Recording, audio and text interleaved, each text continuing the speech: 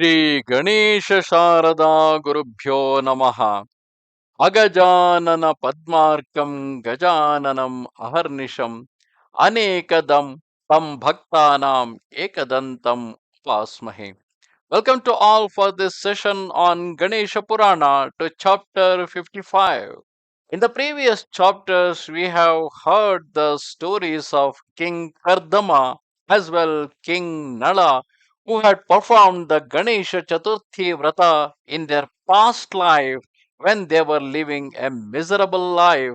And because of performing the Ganesha Chathurthi, their life turned into a celestial life.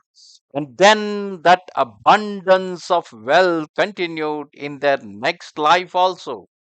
Himawat, who was telling their story to his daughter Parvati, had recommended Parvati to perform the similar Ganesha Chaturthi Vrata so that she can get reunited with her husband. Husband and wife are separated because of he was fighting with demon Tripura. And now, after those two stories, since the last chapter, Himavat is explaining her the story of King Chandrangada, who himself was having a wonderful kingdom as well a wonderful wife. But one day when he had gone to forest for the hunting, he was captured by a Rakshasa woman, and while escaping from her, he jumped into the pond where he was held captive by the snake maidens. Now Indumati, his husband, sorry, Indumati, his wife, was in a deep distress, assuming that she lost her husband. Now, continuing the story, Parvati asked Himavat, what did the people do after she fell down unconscious to the earth? O father, tell me this at length as it gladdens my heart. Himavat continued the story. After they had wiped away their tears, all the townspeople, skilled in various kinds of discourses, pondered deeply about the king's wife. The people said, O mother, please get up, do not grieve. Think of your son. A tear of grief burns the dead, so be positive about your husband. For amongst mortals never one appeared who is long lived, O lady of beautiful face. In the same way as people take another garment after they have thrown away a worn one, like we throw away the old garments and wear new garments, we take from birth to birth a new body. So they started giving the discourse. After giving up one body, another good one is taken. O lovely lady, it is quite extraordinary. A person who stands in the face of his own death and is himself subject to the law of death grieves about another's death. We always grieve about the death of the others, but we forgot that one day we will also going to die. But he does not think about a future separation from his own body. Everything beginning with Brahma and ending with stationary objects, including the universe, with the ocean and moving and unmoving things, as well as ourselves, is considered to be in the power of fate and time. Accept that he is perishable. Abandon your grief and please get up, O pretty mother. Your husband is righteous and of a meritorious disposition and might have attained liberation. But if he is in heaven, he will return alive at some time. Now we are going to question a certain sage who has arrived here and has knowledge of the past and future.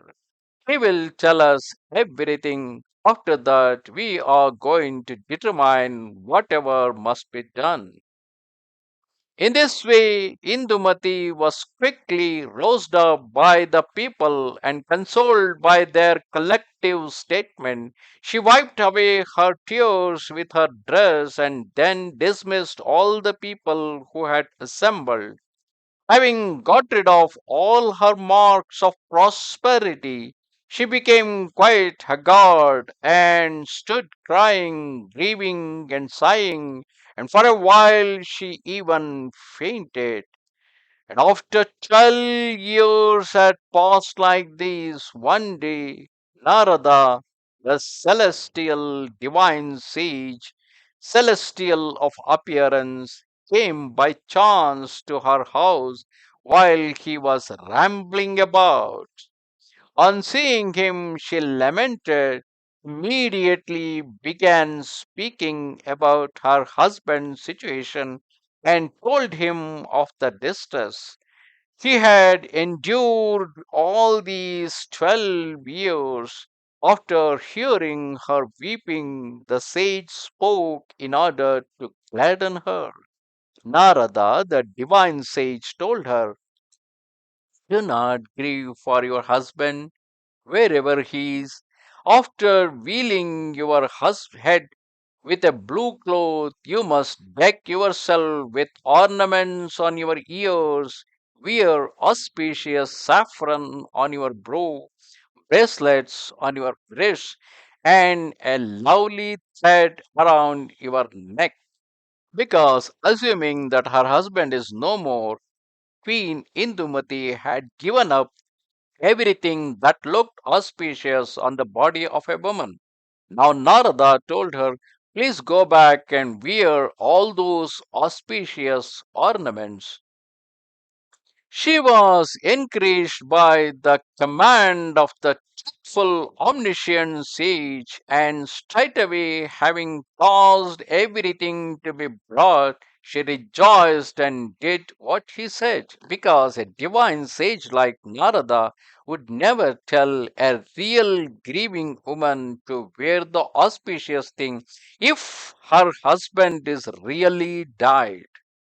So, with what when the sage Narada told her to wear all those auspicious ornaments over her, she was under the assumption there must be some good news about her husband.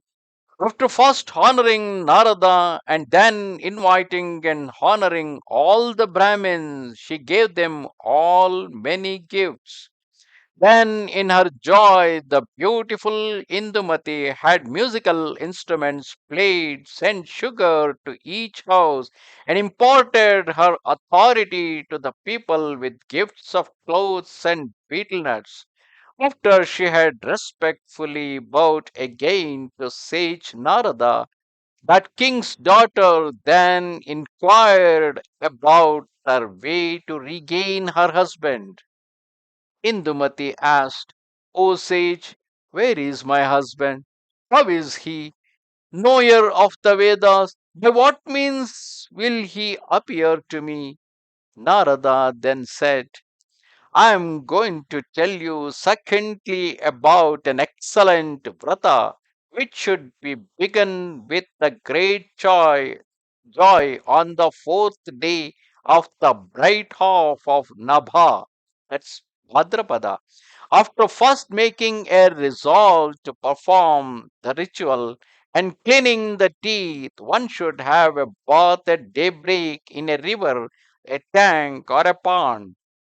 After then returning home clothed in white, one should make an excellent captivating clay image of Ganesha with the appropriate forearms, and one should resolutely worship it with the 16 ritual practices, or one should diligently take for oneself one portion of one meal per day.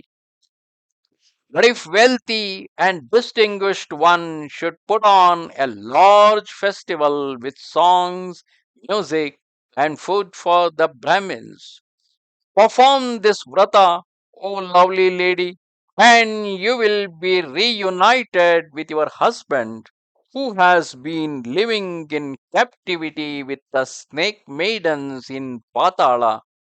Oh, lovely lady, I am telling you the truth.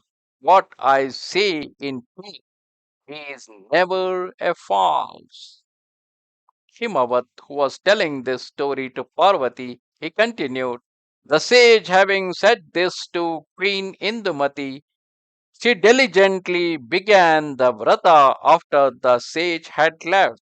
Some days after the month of Nabha had come, he made an image of Ganesha from auspicious earth in accord with the precepts described before and performed a charming ritual employing celestial fragrances, celestial garments, and celestial flowers, as well as many kinds of celestial offerings of fruit and gold and with lights, handful of flowers, processions, acts of obeisance, eulogies, mental recitations of his names and meditations, she gratified the Lord.